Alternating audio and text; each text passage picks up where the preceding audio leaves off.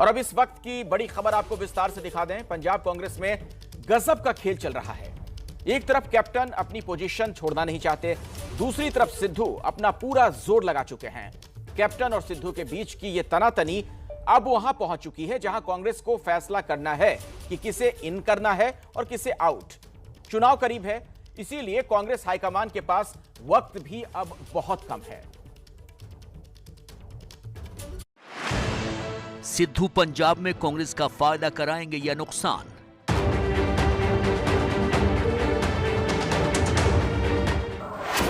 क्या सिद्धू जनता में सरकार के प्रति नाराजगी को कम कर देंगे? ये सवाल इसलिए है क्योंकि पंजाब को लेकर कांग्रेस की नीति चुनावों में क्या असर डालेगी, इसका आकलन करना बेहद मुश्किल है।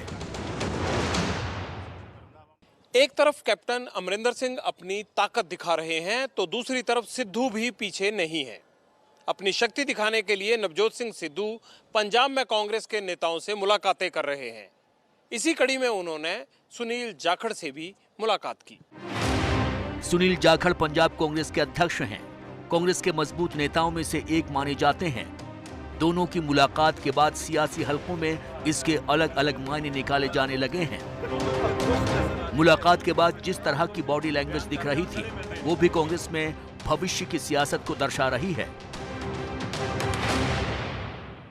बड़े भाई ने मार्गदर्शन, बस इन्हीं गल खत्म। बड़े भाई ने मार्गदर्शन अगे भी करते रहेंगे, अगे भी मार्गदर्शन करते रहेंगे हमेशा हमेशा हमेशा। जाखड़ साहब किवें मार्गदर्शन करते रहोगे? देखो, आप समझदार है, केपेबल मैन, एडा बड़ा विश्वास लोगों का इन्हां च है। I don't think he needs any मार्गदर्शन, पर जी असी पार्टी दे सारे रल के इकट्ठे खड़े हैं, कोई प्रॉब्लम नहीं। 2022 च जोड़ी दोवां दी हिट होएगी। फिट भी ते हिट भी। की कह रहे सिद्धू साहब, how cordial sir, cordial sir, Sidhu साहब कॉर्डियल रही मीटिंग बिल्कुल। He is an elder brother. जी sir. His family sir and a guiding force. Right. वहीं पंजाब कांग्रेस के प्रभारी हरीश रावत ने कैप्टन अमरिंदर सिंह से मुलाकात की।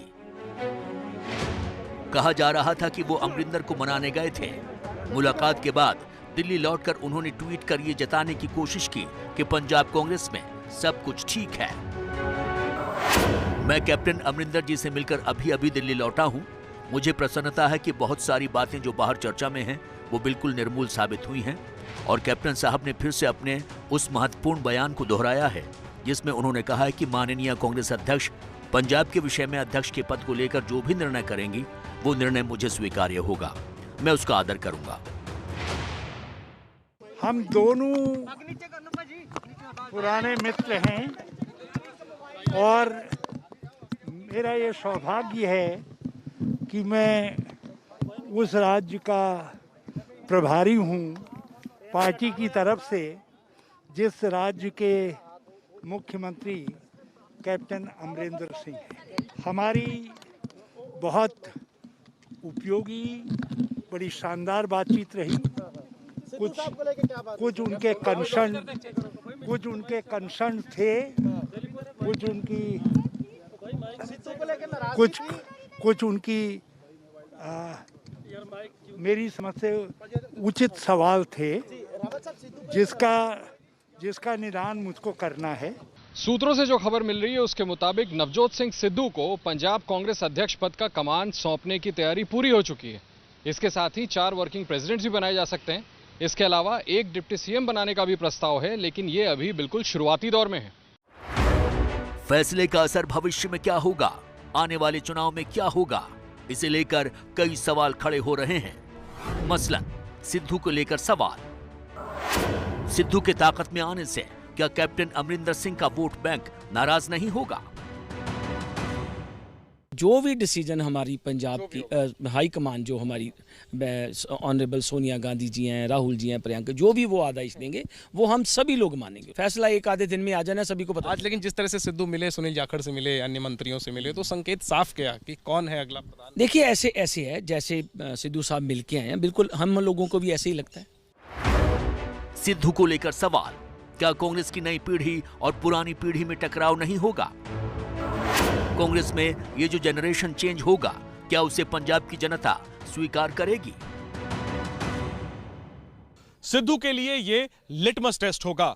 इस वक्त सिद्धू जिन मुद्दों को उठाकर अपनी ही सरकार को घेर रहे हैं वो दरअसल कांग्रेस के घोषणा पत्र के किए हुए वादे ही हैं। आपको याद होगा कि कुछ इसी तरह सिद्धू सरकार में रहने के बावजूद अपनी सहयोगी अकाली दल के खिलाफ आवाज उठाते रहे हैं। सिद्धू के लिए सबसे बड़ी मुश्किल कैप्टन खेमे को अपना बनाना। कैप्टन और सिद्धू के बीच तनातनी को एक लंबा वक्त हो चुका है। दोनों शह और मात का खेल खेल रहे हैं। कांग्रेस भी ये जानती है कि अगर अकालियों को कोई टक्कर दे सकता है तो वो नवजोत सिंह सिद्धू ही हैं। लोकां दी तकलीफां दूर करन दी लड़ाई लड़दे हुए नहीं नजर आ रहे। वो कल्ले मुख मंत्री दी कुर्सी 'च मैं बैठूं अज पंजाब नूं भुल के ये आप दी कुर्सी दे लड़ाई विच लगे हुए ने। देखिए, कांग्रेस की जो अंदरूनी लड़ाई है अब ये लोगों के एंटरटेनमेंट का साधन बन चुका है। रोज तरह तरह के एपिसोड सामने आ रहे हैं। पंजाब कांग्रेस में कलह भी लंबे वक्त से चल रही है। कैप्टन और सिद्धू के बीच की कोल्ड वॉर का असर चुनाव में क्या होगा, ये तो चुनाव के नतीजों से ही पता चलेगा। ज्ञानेंद्र कुमार के साथ जगविंदर पटियाल की रिपोर्ट।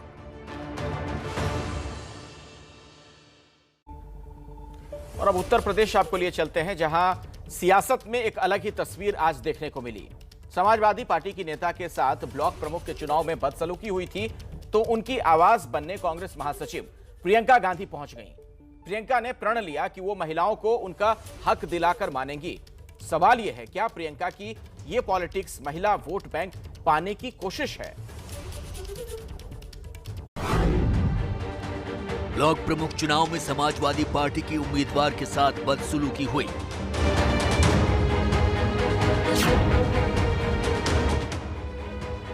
आज उनसे मिलने कांग्रेस की नेता प्रियंका गांधी पहुंची।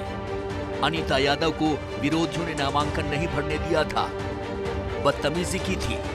प्रियंका की मुलाकात पर जब सवाल उठे तो प्रियंका बोली, महिला होने के नाते मिलने आई। मैं मिलने इसलिए आई हूँ, महिला है, मेरी बहन है, और मैं उनको ये बताना चाहती हूँ कि इस देश की एक एक महिला, उत्तर प्रदेश की एक एक महिला, पूरे भारत देश की एक एक महिला इनके साथ खड़ी है। मैंने इनसे कहा, आप घबराओ मत, हौसला रखो, एक दिन वो नामांकन पत्र भरोगी और वो चुनाव जीतोगी। प्रियंका गांधी की इन बातों पर गौर करेंगे तो इसमें कई सारी सियासी डोर के छोर मिलेंगे।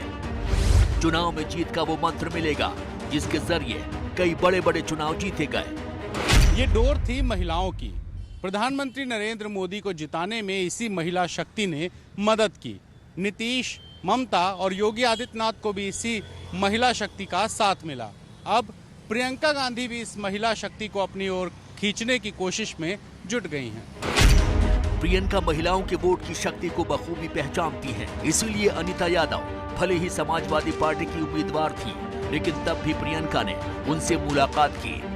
दरअसल वो दिखाना चाहती हैं कि उनके लिए महिला ज्यादा जरूरी है, न कि पार्टी।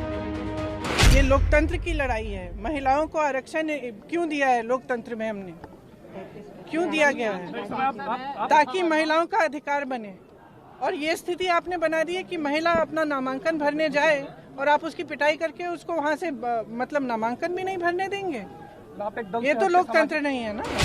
हालांकि अनीता यादव से प्रियंका की मुलाकात के ये भी मायने निकाले जा सकते हैं कि कांग्रेस की तरफ से समाजवादी पार्टी को एक तरह से प्रियंका ने संकेत दिया है कि 2022 के चुनाव साथ मिलकर भी लड़े जा सकते हैं। वहीं अनीता यादव भी प्रियंका से मिलने के बाद आश्वस्त नजर आईं। मेरी पीड़ित अस्तित्व को उनने हमसे शासन दिलाया, हिम्मत जगाई और हमसे सारी बातें बुझी दीदी, प्रियंका दीदी ने। चुनाव जीतने में महिलाएं किस तरह एक बड़ी भूमिका निभा सकती हैं, इसका अंदाजा आपको कुछ आंकड़ों को देखकर लग जाएगा। महिला शक्ति जिताएगी चुनाव। लोकसभा चुनाव 2019 67% महिलाओं ने वोट किया। बंगाल चुनाव 2021 82% महिलाओं ने वोट किया। बिहार चुनाव 2020 60% महिलाओं ने वोट किया। यूपी चुनाव 2017 63% महिलाओं ने वोट किया। आप जरा 2014 और 2019 के लोकसभा चुनाव को याद कीजिए। भारतीय जनता पार्टी के एजेंडे में महिलाओं की स्थिति सुधारने के साथ साथ उनकी आर्थिक स्थिति सुधारने की भी बात कही गई थी। उज्ज्वला योजना, इसके जरिए रियायती दरों पर महिलाओं को एलपीजी कनेक्शन दिए गए। बेटी बचाओ, बेटी पढ़ाओ, शिक्षा के साथ साथ बेटियों को अन्य क्षेत्रों में आगे बढ़ाने एवं उनकी भागीदारी को सुनिश्चित करना मुख्य लक्ष्य था। सुकन्या समृद्धि, बेटियों की पढ़ाई और शादी के लिए बचत योजना, सुरक्षित मातृत्व आश्वासन सुमन, गर्भवती महिलाओं और शिशुओं के बेहतर स्वास्थ्य की योजना, फ्री सिलाई मशीन, हर राज्य के 50,000 महिलाओं को मुफ्त में सिलाई मशीन देकर उन्हें आत्मनिर्भर बनाना, समर्थ योजना, टेक्सटाइल सेक्टर से जुड़े कामों की ट्रेनिंग देकर महिलाओं की स्थिति को सुधारना। इन सभी योजनाओं का लाभ बीजेपी को चुनाव में जबरदस्त तरीके से मिला, लेकिन खास तौर पे उज्ज्वला योजना ने यूपी में बीजेपी को बड़ा फायदा पहुंचाया। इसी वजह से अब प्रियंका गांधी भी चाहती हैं कि वो महिलाओं को एक संदेश दें और ये जताएं कि वो महिलाओं के साथ खड़ी हैं। हालांकि कांग्रेस पहले भी महिलाओं के लिए काम करती रही है। स्वयं सहायता ग्रुप बनाकर उनकी बेहतरी के लिए काम होता था। अब क्या महिलाओं को प्रियंका अपनी ओर 2022 के चुनाव में खींच पाएंगी?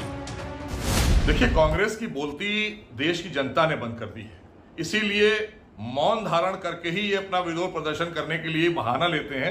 ये कांग्रेस की नेता आई प्रियंका वाड्रा जी, उन्होंने कहा मौन विरोध कर रहे थे, तो आपकी बोलती बंद कर दी है। कांग्रेस की बोलती को देश में बंद कर दिया है प्रदेश की जनता ने। उत्तर प्रदेश में आपको 3 दशक पहले ही निकाला कर दिया था, इसलिए अब आपके ऊपर विश्वास नहीं है देश की और प्रदेश की जनता को। वैसे तो महिला वोटों को अपनी ओर खींचने की कोशिश अखिलेश यादव भी कर चुके हैं। खुद कांग्रेस भी असम में जीत कर आने के बाद महिलाओं को 2,000 रुपए देने का वादा कर चुकी थी, लेकिन उसका कोई ज्यादा असर नहीं पड़ा था। 2022 के यूपी चुनाव में क्या होगा, कहा नहीं जा सकता। जुलाई 2000 येदियुरप्पा कर्नाटक के सीएम बने, लेकिन दूसरी सरकार में 2 साल पूरा होने से पहले ही येदियुरप्पा की कुर्सी जाने वाली है। 2 दिनों के दौरे पर येदियुरप्पा दिल्ली आए। खबर यह है कि अपने इस्तीफे की पेशकश कर चले गए, लेकिन अभी इसमें कई पेच बाकी हैं। एक दिन पहले कर्नाटक के सीएम येदियुरप्पा ने प्रधानमंत्री से मुलाकात की और इसी के बाद ये चर्चा गर्म हो गई है। पार्टी ने उन्हें इस्तीफा देने के लिए दिल्ली बुलाया था। पीएम से मुलाकात के बाद आज येदियुरप्पा ने गृह मंत्री अमित शाह से भी मुलाकात की। गृह मंत्री के घर से बाहर निकलने के बाद मीडिया को जवाब देने के लिए उनकी गाड़ी रुकी भी, लेकिन बड़े सवाल का जवाब नहीं मिला कि क्या उनकी कुर्सी सुरक्षित है। We have discussed in detail about the development of the party in the state and also in the country, and given so many instructions to build up the party in Karnataka, and he is having very good opinion about me. Yediyurappa CM रहेंगे या पद छोड़ेंगे, इस पर कुछ साफ नहीं कह रहे। अमित शाह से मिलने के बाद वो बेंगलुरु रवाना हो गए, ये कहते हुए कि उनसे किसी ने इस्तीफा नहीं मांगा है। वो अगस्त के महीने में संगठन के कामकाज पर चर्चा के लिए दिल्ली फिर आएंगे, पर अंदर की खबर कुछ और है। अब अंदर की खबर यह है कि मौका भांपकर बीएस येदियुरप्पा ने अपने इस्तीफे की पेशकश कर दी। अब जल्द ही विधायक दल की बैठक होगी, उसमें नए नेता का चुनाव होगा और उसके बाद येदियुरप्पा अपने पद से इस्तीफे का ऐलान कर देंगे। माना यह जा रहा है कि बढ़ती उम्र और खराब सेहत की वजह से येदियुरप्पा ने अपने इस्तीफे की पेशकश की। हालांकि पार्टी नेतृत्व ने उन्हें पहले ही बता दिया था कि उन्हें अपने पद से इस्तीफा देना होगा। हालांकि उससे पहले वो अपने खेमे की शोभा करंदलाजे को केंद्र में मंत्री बनाने में कामयाब हो गए हैं। अब बात ये कि कर्नाटक में येदियुरप्पा के बाद कौन? सूत्रों के मुताबिक कर्नाटक के नए सीएम की रेस में कई नाम हैं।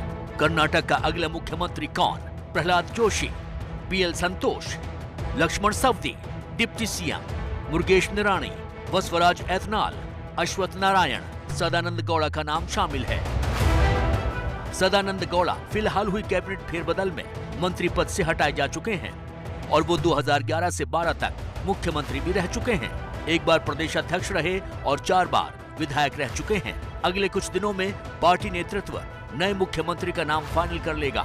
येदियुरप्पा सरकार के 26 तारीख को 2 साल पूरे हो रहे हैं। 2 साल पूरा होने के बाद येदियुरप्पा का इस्तीफा हो सकता है और इसी के साथ दक्षिण भारत में पहली बार कमल खिलाने वाले बीजेपी नेता की राजनीतिक करियर की चमक फीकी पड़ जाएगी।